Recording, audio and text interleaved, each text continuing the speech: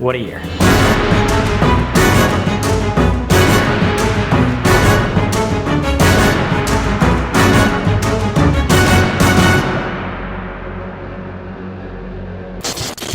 If you haven't guessed already, this is gonna be a very different video. By the time that you're watching this video, I am 24 years old. My birthday passed. Woo! I'm an old fart, I know. But I love making these videos because these are the type of videos that I watch every single year of my life, like 100 different times. And although I know you're probably not gonna freaking believe me, this guy might get a little serious on you. Who would've thunk it? Being 23 was a crazy year, a lot of unexpected things. I mean, we lived through 2020 and a lot of weird stuff happened. So with that being said, with a lot of new experience, a lot of weird things that's never happened to me before, came a lot of learning. I had to do a lot of learning and a lot of growing up this year. So I decided, why not make a video on it? So with this guy back here summarizing it pretty well, this is what I learned at 23.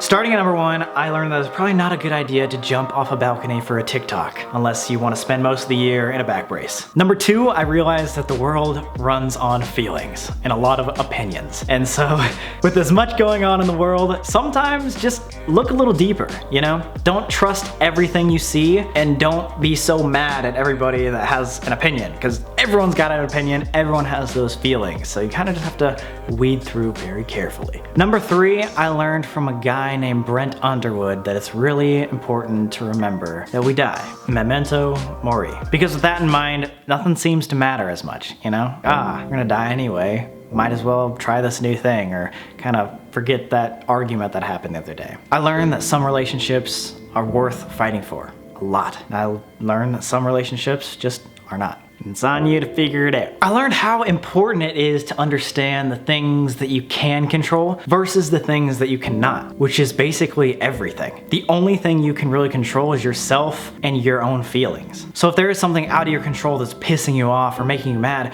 let it go. You can't change it, so why is it affecting you? I learned that a guy that broke his back can one day relearn how to run an under 6-minute mile. With that being one of my biggest accomplishments this year, like I was super stoked after a couple months of training super hard after I broke my back. I could do it. Kind of was like a prove it to yourself moment. Now, onto a marathon. But I realized that I suck ass at basketball. Like, I don't, no matter how hard I practice, it just ain't getting better. And I just have to accept that. I learned that no matter what happens, what circumstance, or what path you take, you can still find happiness. There can be so many things that don't go your way or not the way that you envisioned them, and you can still find happiness. It doesn't matter as much. So this year I really stopped putting so much pressure on trying to live my life a specific way. Number 9, I relearned that I have the best fucking friend ever. And that is one thing that I'm going to appreciate for the rest of my life. Thanks for another good year, Colby, and congrats. We bought a house at 23. Pretty freaking cool. I learned that even though you're in a comfortable place, it might not always mean you're in the right place. There's a lot of times you're used to one way, things are easy or things are comfortable right now, but deep down you know, it's not necessarily what you're supposed to be doing. I learned that love is never what you expect it to be, and it never will be. It just doesn't go the way that you think it will go.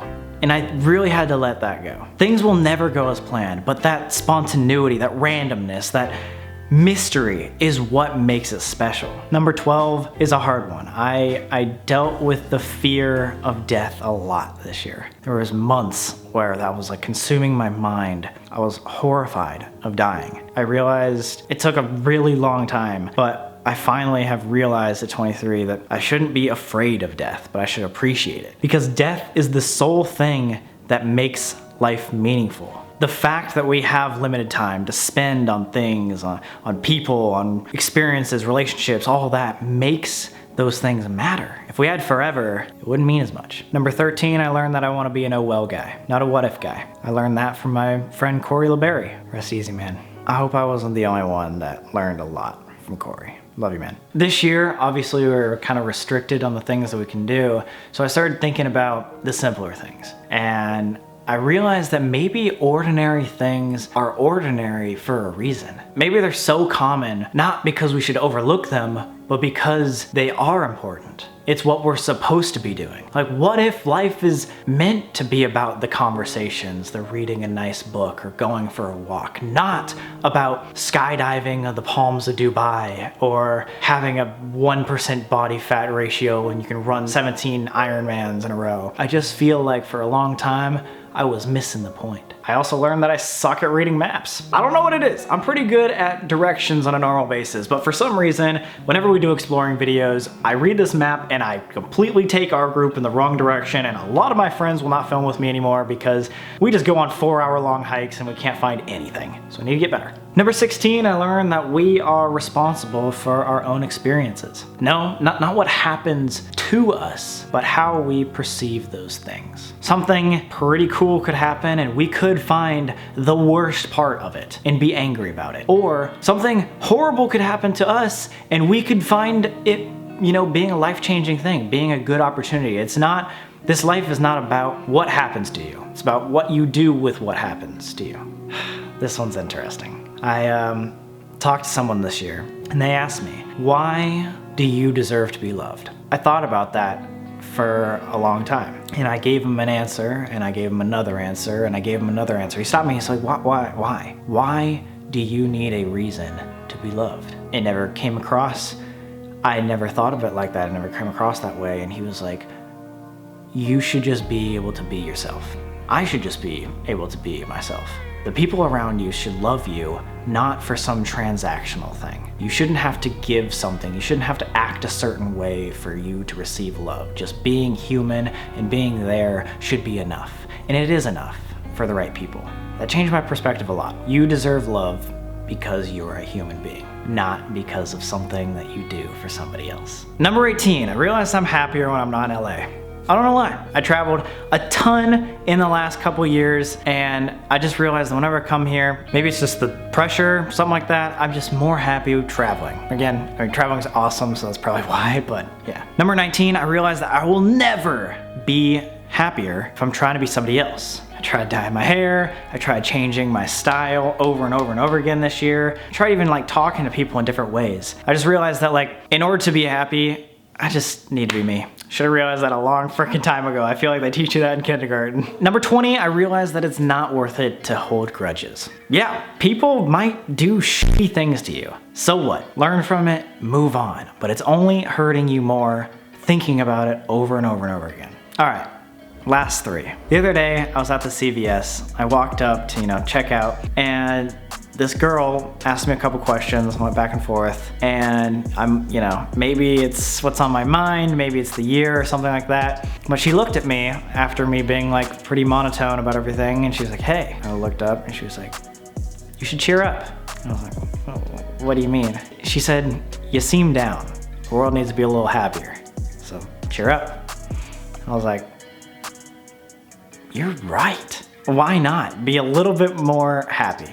Do my part to be a little bit more happy-go-lucky. Maybe, which is funny because I have always said this, but I'm like the happiest person ever. I love my life all the time, but for some reason I don't show it. I feel like I suck at showing my emotions, and whether or not that's who I deeply am or who I'm not, I just feel like the world and myself just deserves to act a little happier. I feel like I'll be a little happier if I act a little happier.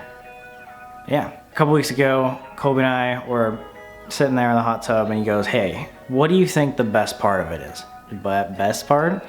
Yeah, what's the meaning of life? Why are we here? What's the happiest part of your life? I said, after all the things that we've done a lot of crazy things over the year. I think that the greatest part of life is shared experience with those who you really do deeply care about. Friends, family, girlfriends, supporters, achieving things, working on things together. Those who are most dear to you is the best part of my life.